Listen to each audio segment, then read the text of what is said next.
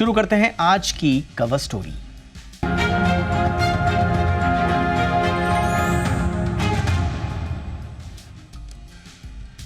New India cooperative bank के खाता धारकों के लिए एक राहत भरी खबर आई है। डीआईसीजीसी ने इस मामले को लेकर एक एडवाइजरी जारी की है। इसमें इंश्योरेंस कवर को लेकर ग्राहकों से बैंक खाता संबंधी जरूरी दस्तावेज जमा करने को कहा गया है। इसके लिए डीआईसीजीसी ने 30 मार्च तक की डेडलाइन दी है। इंश्योरेंस कवर के तहत मिलने वाली रकम को लेकर आखिर ग्राहक को किन किन दस्तावेजों की जरूरत होगी, इसकी प्रक्रिया क्या है, इस रिपोर्ट के जरिए आप समझिए। फिर जो कुछ भी आपके सवाल रह जाएंगे वो हम लेंगे खास मेहमानों के साथ। तो शुरू करते हैं हमारी कवर स्टोरी, बैंक में फंसे पैसे अब मिलेंगे कैसे।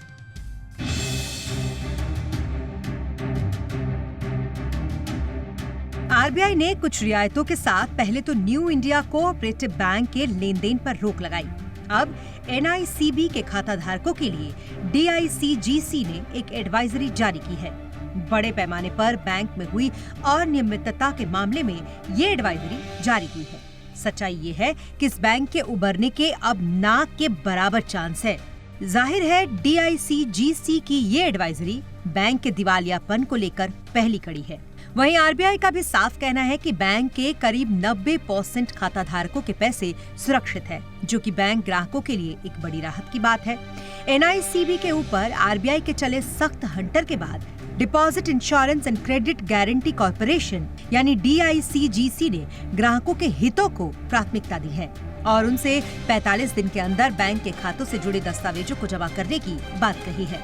डीआईसीजीसी की एडवाइजरी के मुताबिक इस साल 30 मार्च तक बैंक खाता धारक अपने दस्तावेज जमा कर सकते हैं, ताकि खाता धारकों के आर्थिक हितों की सुरक्षा और बैंक खातों में जमा उनके पैसे उन्हें वापस मिल सके।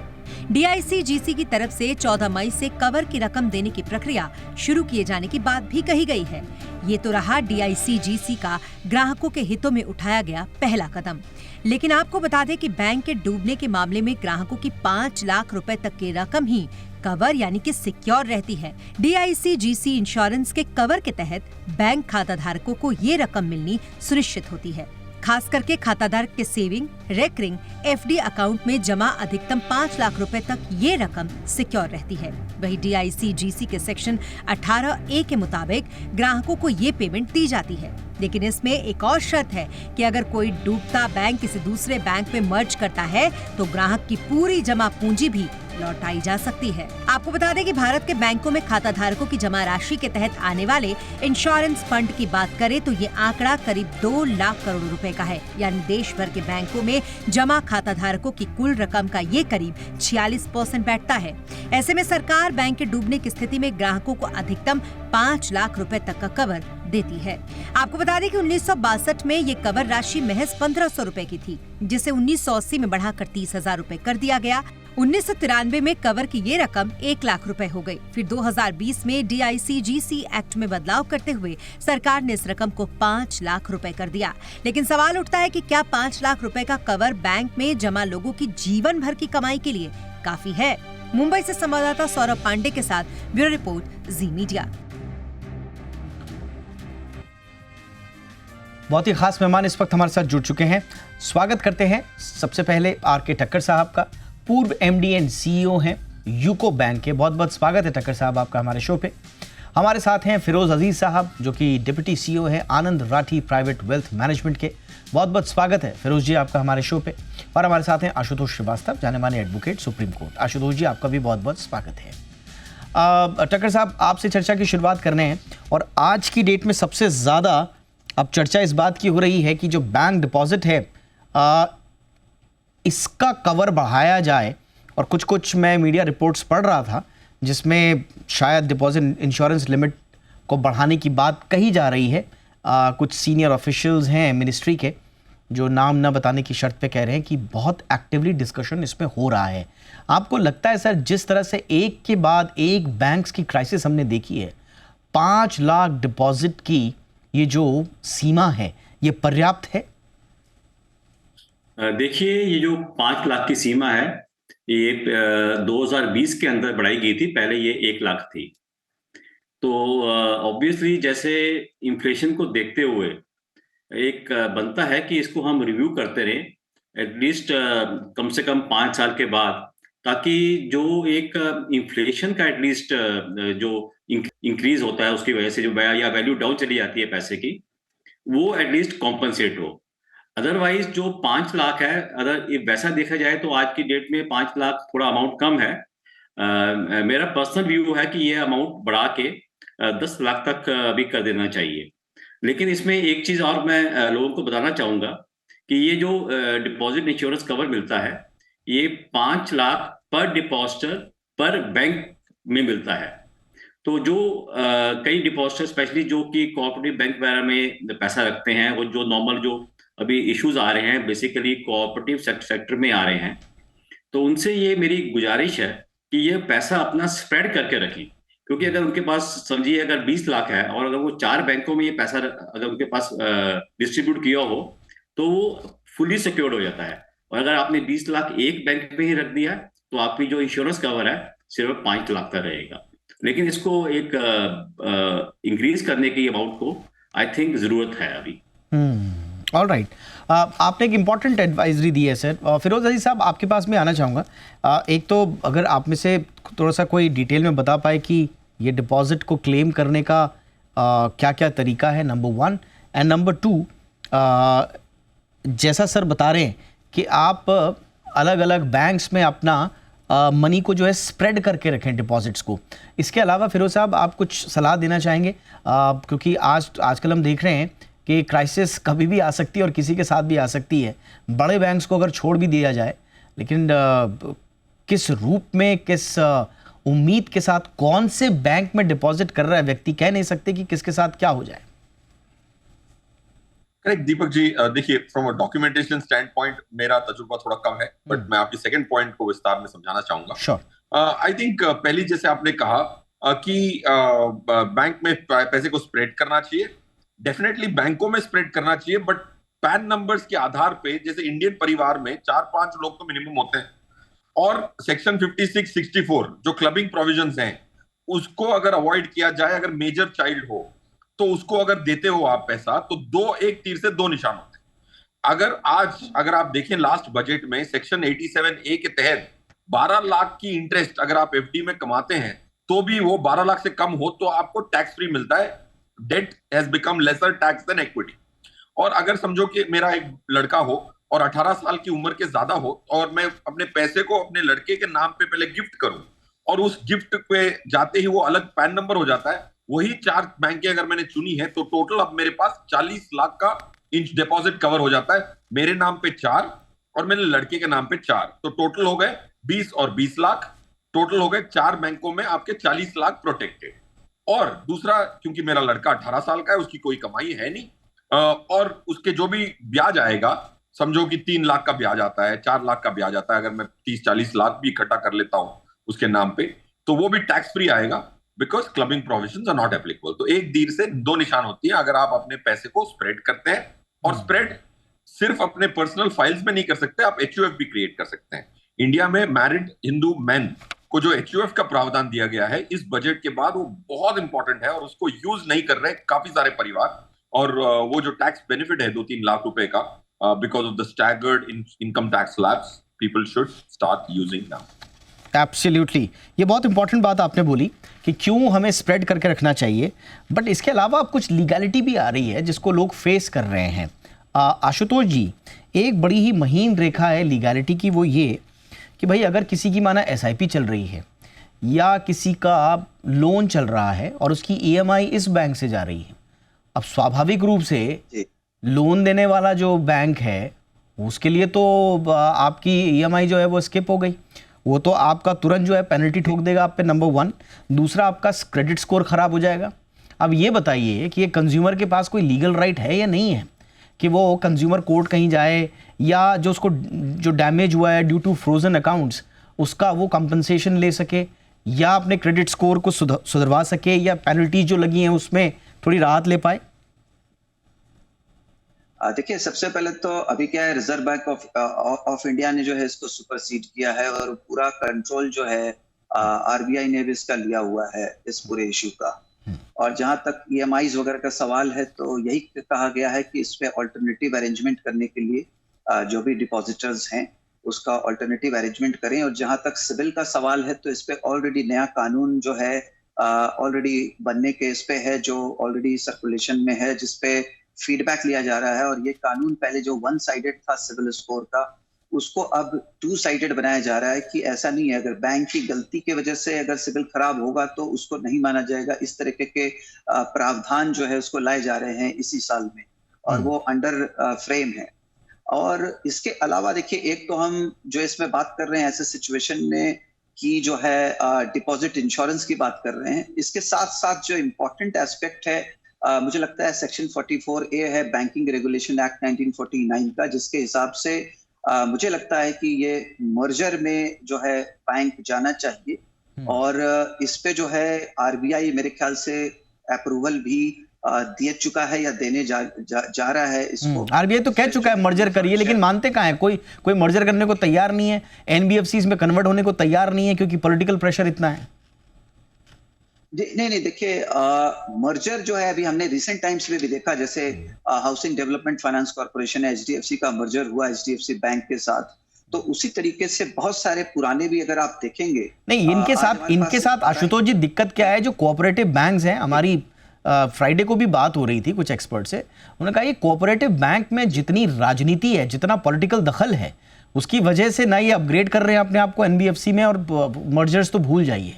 तो ये दरअसल कोई और नहीं चला रहा है, ये पॉलिटिकल पार्टीज के बैकअप से ही चलती है अंततोगत्वा, माने ना माने कोई। देखिए कोई भी चलाए, लेकिन जो पावर्स जो दिए गए हैं आरबीआई को, रिजर्व बैंक ऑफ इंडिया जो एक्ट है आरबीआई एक्ट, उसके हिसाब से सर्टेन पावर्स दिए गए हैं, और उसी पावर को इस्तेमाल करते हुए आरबीआई ने जो है इसको पूरी तरीके से टेक ओवर करते हुए सुपरसीड कर रहा है। और हमने देखा जैसे कि एसबीआई के भी जो चीफ जनरल मैनेजर थे पहले रिटायर्ड, उनको जो है ये पूरी बागडोर दी गई है कि आप इसको पूरी तरह से संभालें। आप सही कह रहे हैं। मैं इसमें थोड़ा सा व्यू पॉइंट ले लेता हूं टक्कर साहब का। आपने सही कहा आशुतोष जी। टक्कर साहब थोड़ा सा बताइए कि चाहे मर्जर है, चाहे वो एनबीएफसी में कन्वर्ट होने की बात है, क्या मतलब ऐसी क्या बात है कि ये कोऑपरेटिव बैंक जो हैं वो बात नहीं मानते हैं आरबीआई की? ऐसी कौन सी बात है कोऑपरेटिव बैंक में, ऐसा क्या है, ऐसा क्या मॉडल है कि ये अपना चुपके ही काम करना चाहते हैं? देखिए, जो कोऑपरेटिव बैंक हैं, जो हमने देखा भी है, जितने भी फेलियर्स हुए हैं या जो इश्यूज आए हैं, ये बेसिकली कोऑपरेटिव बैंक्स में ही आ रहे हैं। और उसका प्राइम रीजन ये है कि जैसे आपने बताया कि कुछ पॉलिटिकली ये कहीं ना कहीं इनका एक कनेक्शन होता है। और फिर उसकी वजह से क्या होता है कि इस बैंकों के अंदर ऑल्दो रिजर्व बैंक का रेगुलेशन है, सब कुछ इंस्पेक्शंस भी होती हैं, लेकिन उसमें जो उनके गवर्नेंस इश्यूज हैं या जो उनके अपने जो प्रमोटर्स हैं वो अपने फायदे के लिए उसका इस्तेमाल करते हैं, ये एक चीज दिक्कत क्रिएट करता है। तो इसके अंदर जो रेगुलेशन है, आई थिंक कुछ वो ज्यादा स्ट्रिक्ट करनी पड़ेगी, और हम शायद रेगुलेटर को भी कॉल लेनी पड़ेगी कि जितने कोऑपरेटिव बैंक के साथ भी वो क्या मॉडल अपनाएं, जिससे जो ऐसे इंसिडेंट्स हो रहे हैं और काफी फ्रीक्वेंटली हो रहे हैं, उसको फ्यूचर में अवॉइड किया जाए। क्योंकि फाइनली क्या है कि जो डिपॉजिटर है, सफर कौन करता है? The depositor. और सबकी अपनी लाइफ लॉन्ग सेविंग्स हैं, चाहे वो पेंशनर्स हैं, चाहे वो वैसे हाउस वाइफ्स हैं या एक नॉर्मल स्मॉल बिजनेसमैन है। नॉर्मली ये लोग ही पैसा ज्यादा रखते हैं कोऑपरेटिव बैंक्स के अंदर। राइट। एक नॉर्मल जो एक अदरवाइज जो अच्छा गवर्नमेंट एम्प्लॉई है या प्राइवेट सेक्टर में अच्छा काम करता है, नॉर्मली उसका एक पीएसयू बैंक में या प्राइवेट सेक्टर बैंक के अंदर अकाउंट होगा जी। तो जहां पे अभी कभी except for 1 or 2 stray cases जो हुए हैं, कोई ज्यादा इश्यूज नहीं आए हैं। आपने सही कहा। तो कुल मिला के ये थोड़ा सा देखिए, रेगुलेटरी लैब्स तो हैं, और जो कोऑपरेटिव बैंक्स हैं वो देखिए हमारे सामने एग्जाम्पल हैं कि किस तरह से ये कोऑपरेटिव बैंक जो हैं ये वीक सुपरविजन के अंडर में काम करते हैं, और फिर हमारे सामने इस तरह के लैब्स आते हैं। मैं आऊँगा सर, मैं फिरोज जी आपके पास आना चाहूँगा। थोड़ा सा बताइए, जो मैं आशुतोष से पूछ रहा था, एक कस्टमर को क्या करना चाहिए? माना अब लोन का जैसे डिसरप्शन आया है, उसमें आप क्या सलाह देंगे? अब जो किस्त जो है वो इस बैंक से कटनी है और लोन किसी और बैंक ने दिया हुआ है, तो वो तो इन पे पेनल्टी ठोकेगा। नंबर 1, सिबिल स्कोर, इनका क्रेडिट स्कोर है वो ख़राब होगा अलग। और सेम थोड़ा सा म्यूचुअल फंड, एसआईपी या दूसरी इन्वेस्टमेंट का भी बताइए। अगर यहाँ से अगर किस्त जा रही है तो फिर आप क्या सलाह देंगे, या उसमें कुछ कंसीडर किया जाना चाहिए फंड हाउसेस की तरफ से या दूसरे बैंक्स की तरफ से? देखिए बिल्कुल पहले तो ये अनफेयर होगा, अनफेयर है कि उसका सिबिल स्कोर इम्पैक्ट होगा। और जहां तक कि मेरी नॉलेज है वो कारण नहीं देखते और सिबिल स्कोर इम्पैक्ट तो जरूर होगा। अगर आपको अपनी सिबिल स्कोर को प्रोटेक्ट करना है और आपको ये चक्कर नहीं काटने कि मैं जुर्माना लूं किसी और की मिस्टेक का, फिर बाद में पिलर टू पोस्ट भागूं, तो आपको 2-3 दिन का टाइम लगता है। अगर आपकी बैंक मैंडेट्स चेंज करनी है, आपको ऑनलाइन भी आज की डेट पे बैंक मैंडेट्स चेंज होती हैं। जाहिर सी बात है, अगर आपकी सेविंग्स एक जगह फंसी हुई है तो वो 5 लाख का इंश्योरेंस आते आते काफी अर्जा लगता है। 90 दिन तो लग ही जाएंगे। हाँ, तो it's not gonna be easy to get that money, but you will surely get it, that's the bit. सुकून मिलता है, पैसे आज नहीं मिलेंगे। तो आपको अपनी जो ईसीएस मैंडेट्स हैं, क्लियरिंग मैंडेट्स हैं, उसको अपनी नई बैंक अकाउंट में ट्रांसफर करना होगा। सेकंड, एसआईपी का तो कोई टेंशन नहीं है, क्योंकि एसआईपी की 3 डेबिट तक कोई पेनल्टी नहीं लगती। 3 डेबिट तक वो ट्राई करते रहते हैं, 3 डेबिट के बाद भी अगर पैसा डेबिट नहीं होता है तो वो ऑटोमेटिकली बंद हो जाता है। तो एसआईपी का प्रॉब्लम नहीं है। ईसीएस की चार्ज लगती है, कभी कभार 100 रुपए एक बैंक लगाती है, कभी 50 रुपए। ईसीएस चार्ज की रिजेक्शन के 50 से 100 रुपए की चार्ज लगती है। वो जरूर अब बैंक शायद ना लगा पाए क्योंकि उन्हीं की मिस्टेक है।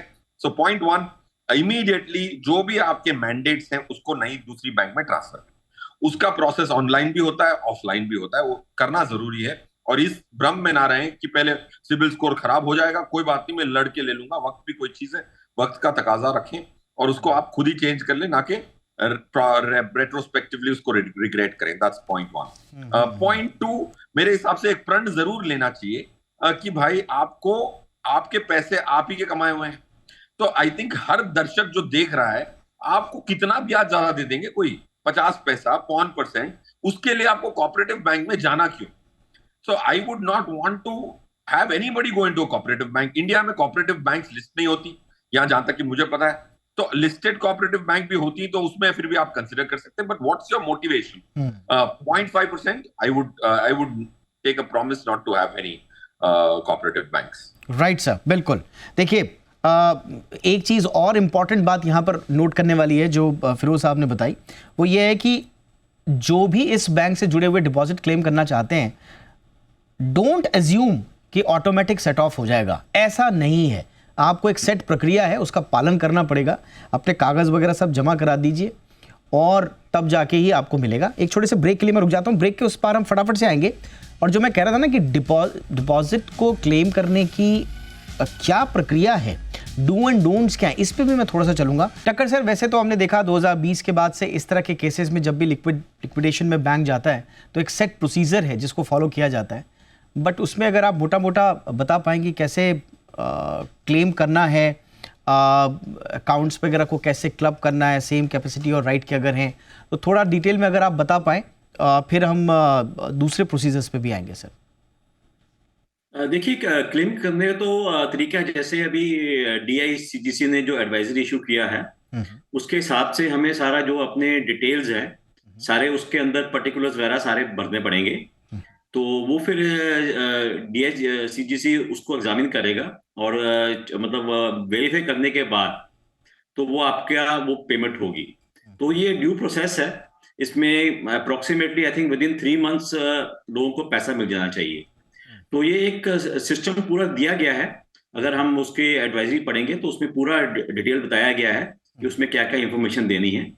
तो उसके अंदर जैसे आपने कहा कि जो ये क्लेम होता है ये पर डिपॉजिटर मिलता है। अगर आपके मल्टीपल अकाउंट्स हैं तो आपको सारे अकाउंट्स वो क्लब हो जाएंगे।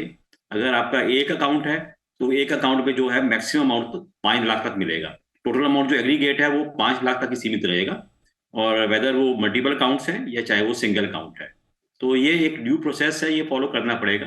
अपने जो भी आपको अपने इंफॉर्मेशन देनी है सारी आपको उनको देनी पड़ेगी DICGC को। एब्सोल्युटली। और ये इसका सर्कुलर भी है, हमारे दर्शक चाहें तो DICGC की वेबसाइट पर जैसे ही आप जाएंगे तो सबसे पहले जो फ्लैश हो रहा है ये पूरा सर्कुलर, आप इस पर क्लिक करते रहेंगे, बाकायदा आपको फॉर्म मिल जाएगा। कैसे कैसे आपको भरना है बहुत आसानी से दिया हुआ है। लास्ट डेट की जो सबमिशन है इसकी वो 30 मार्च है 2025, और जो date of payment by DICGC है वो 14 मई तय की गई है 2025। तो आपको जो भी इसमें प्रोसीजर्स हैं वो बहुत आसान भाषा में आपको समझ में आ जाएगा, और जितने भी डिपॉजिटर्स हैं उनको वैलिड डॉक्यूमेंट्स देने हैं और जो भी ऑल्टरनेटिव इसके तरीके हैं उसका आपको फॉलो करना है। अब मैं आता हूँ आशुतोष जी के पास। आशुतोष जी, अब ये बताइए, इस तरह के केसेस में ठीक है आरबीआई ने टेक ओवर कर लिया, लेकिन अगर किसी व्यक्ति को ये लगा कि साहब इसमें तो आरबीआई की भी गड़बड़ है, भाई आरबीआई ने डिले क्यों किया एक्शन को अलाउड, अब 122 करोड़ रुपए का फ्रॉड हुआ है, इसको एस्केलेट होने में कहीं ना कहीं अगर किसी को लगा ऐसा, मैं ये नहीं कह रहा हूं कि ऐसा हुआ है, लेकिन अगर किसी को ऐसा प्रतीत होता है कि भाई इसमें आरबीआई को भी हमको थोड़ा सा कटघरे में खड़ा होकर प्रश्न पूछने चाहिए और कहाँ कहाँ नेग्लिजेंस हुई हैं, और क्योंकि सिस्टमैटिक रिकरेंस है इसलिए बार बार हर लेवल पर जहाँ जहाँ दिक्कतें हुई हैं, अगर वो बैंक के खिलाफ, रेगुलेटर के खिलाफ, बाकी स्टेक होल्डर्स के खिलाफ, अगर एक व्यक्ति कंज्यूमर अगर अदालत का दरवाजा खटखटाना चाहे तो उसके पास क्या क्या विकल्प हैं?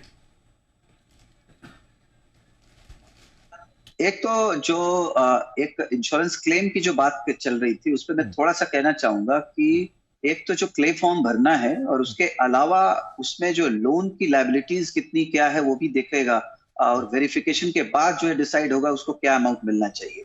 अब जो आपका जो अभी जो दूसरा जो सवाल अभी आपने मुझसे पूछा है कि आरबीआई अगर किसी को लगता है कि सही से फंक्शन नहीं किया है तो उनको सबसे पहले ये देखना होगा कि क्या जो आरबीआई जो गाइडलाइंस है उस हिसाब से आरबीआई ने अपना रोल सही प्ले किया है कि नहीं। अगर उनको लगता है कि वो सही नहीं हुआ है तो वो डायरेक्टली हाई कोर्ट में भी जा सकते हैं सर्टेन डायरेक्शंस के लिए, और उसके अलावा एनसीएलटी प्रोसीडिंग्स भी जो है शुरू की जा सकती है लिक्विडेशन के लिए, जो कंपनीज एक्ट 2013 में भी प्रोविजंस उसके बने हुए हैं। और इसके अलावा जो है कंज्यूमर चाहे तो उसका जो है एट रेलिवेंट अथॉरिटीज जो है इवन आरबीआई के जो वेबसाइट पे जाकर के भी वो प्रॉपर कंप्लेंट्स फाइल कर सकता है।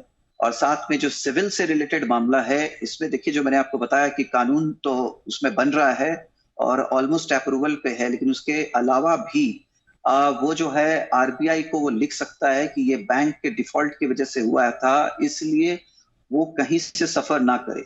और जहां तक एसआईपी वगैरह का जो सवाल है, जो उनके इन्वेस्टमेंट्स हैं ऑलरेडी एज अ कस्टमर, तो वो ऑटोमेटिकली चूंकि उसका पैसा बैंक के पास है जो कि वो विड्रॉ नहीं कर सकता है, तो वो एसआईपी के उसमें ऑटोमेटिकली वो एडजस्ट होता जाएगा जब तक कि या तो बैंक का मर्जर पूरी तरह से ना हो जाए किसी दूसरे बैंक के साथ, या फिर इसका लिक्विडेशन प्रोसेस अगर होना है तो वो जब तक ना हो जाए तब तक जो है इसी सिस्टम से जो है वो किया जा सकता है।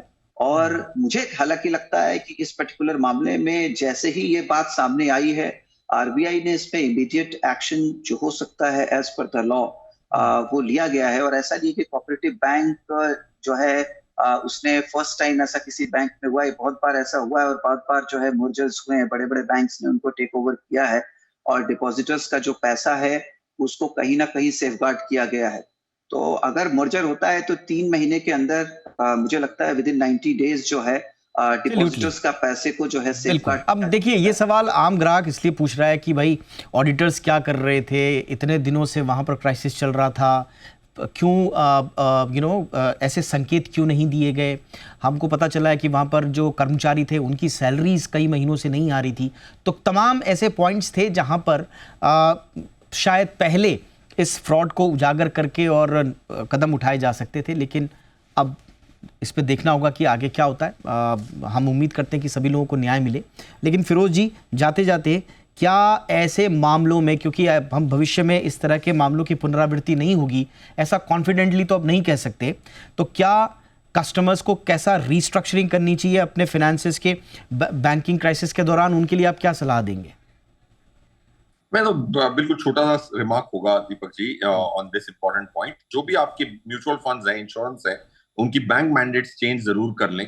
देखिए जो हो गया तो हो गया, बट अच्छी बात यह है कि डिपॉजिट इंश्योरेंस है आपके पास और एक डेडलाइन भी है उसकी पेमेंट की, तो बैंक मैंडेट्स चेंज करें। काफी सारी जो बैंक्स होती हैं जिसके म्यूचुअल फंड्स और इंश्योरेंस होते हैं उनके साथ बैंक की मैंडेट होती है, कभी कोई रिडेम्पशन हो जाएगा, कोई मैच्योरिटी हो जाएगी, उस बैंक अकाउंट में नहीं जा पाएगी और रिजेक्ट हो जाएगी, और ना तो पैसे आपके हाथ में होंगे ना तो बैंक के, ना तो इन्वेस्टमेंट में रहेंगे। So change of bank mandate is one of the most important things for one two do.